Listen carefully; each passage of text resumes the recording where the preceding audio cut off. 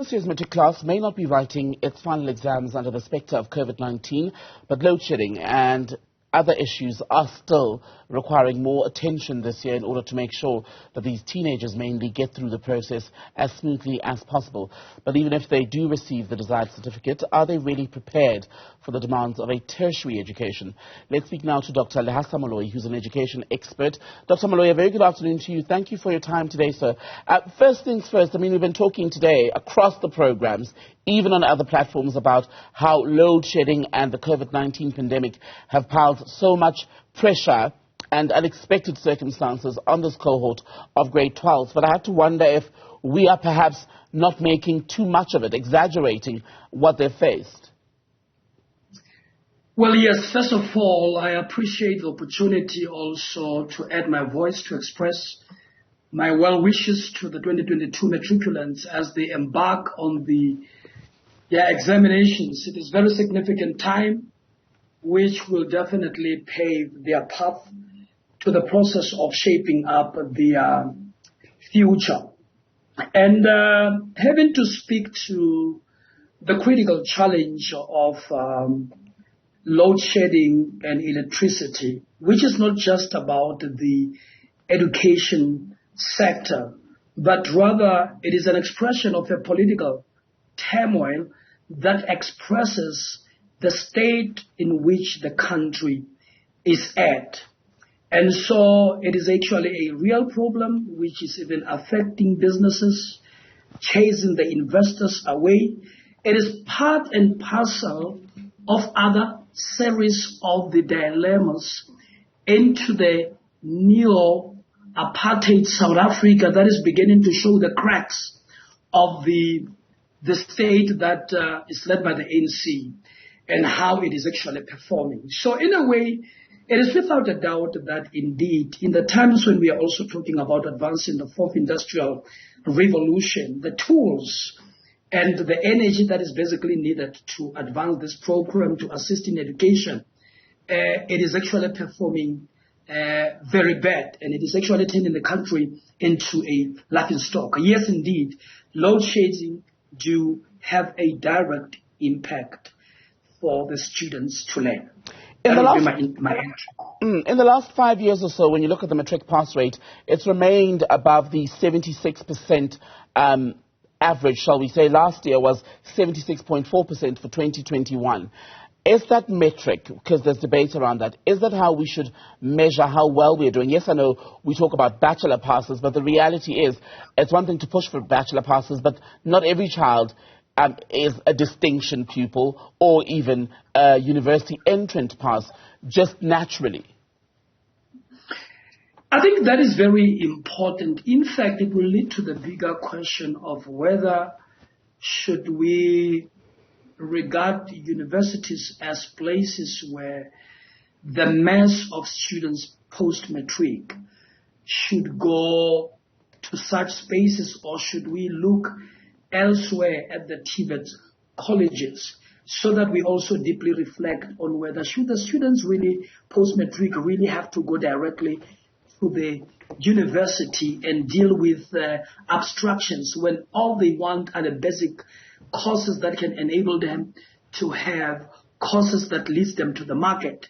So in a way, I think, yes, the critical challenge of a bad performance emanating from our schools, to some greater degree, you can even begin to ask if ever the figures are not necessarily being cooked to create a good political image, that in the time when teaching was very poor from the effects of COVID-19, that's when we find the pass rate actually going high.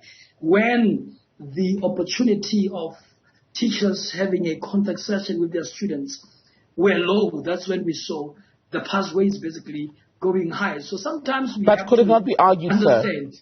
Could it not be argued that precisely because of the unique and unexpected circumstances, actually both the pupils and the teachers put in a bit more effort, even though they were working in silos, in order to get it right, because they knew that they were up against so many odds already? No, that is without a doubt. But hence I'm therefore saying that within this context, are we specifically saying that we were looking at that figure or just the pass rate with an end view of thinking that all of them should actually proceed to the universities? Or are we looking at other alternatives of what students actually can end up doing post-matric in pursuit of their own lives and successes? But in any given case, I'm not denying the fact that when you raise the questions of load shedding, they then also affect and despise the capacities of the hard work emanating from the teachers when the tools of trade are not able to become helpful. It then also creates sort of stresses that we now face. And by the way, yes. Pardon me, sir, please finish your point. And I was simply saying that even far beyond the matriculants, it is even worse within the context of the universities themselves, as we are all facing this kind of a crisis. Just on universities, yes, these are two separate levels of education, basic and higher. But we talk about, okay, you're in matric, you're going to pass, then you're going to go to tertiary, get a degree, get a job. But there's still such a clear disconnect in the line between matric and first year at varsity, or even at another tertiary institution, let's say FET college, for instance. How do we bridge that? I think, that becomes one of the critical issues, which raises the question of what fundamentally should be or are the roles of the universities. Are they directly, in terms of the course offerings, linked to the market? Because you don't want to have a case which is called a diploma disease, which is a case of where people are highly certificated, that their certificates are irrelevant in terms of what the job market wants.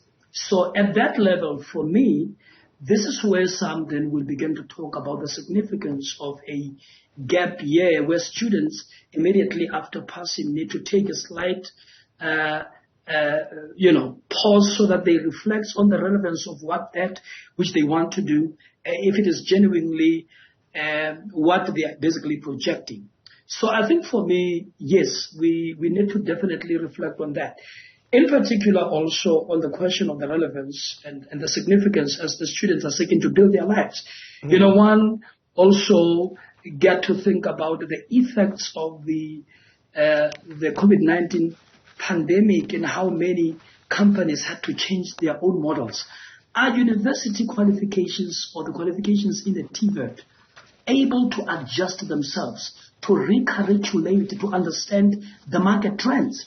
Or could it be that students who are going to enroll, if there hasn't yet been efforts of recalculating, are they not already enrolling on a content which is already outdated in the world that is changing, which even right now as I speak, it is negatively affected by Russia-Ukraine war?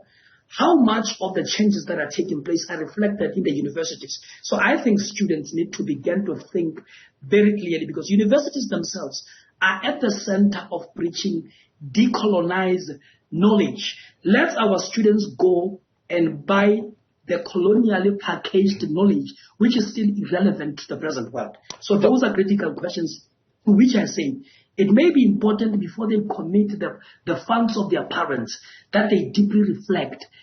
Is the content that I'm going to study reflective of the market needs? Yes. Dr. Lehasa Moloi, good advice. Thank you so much for speaking to us.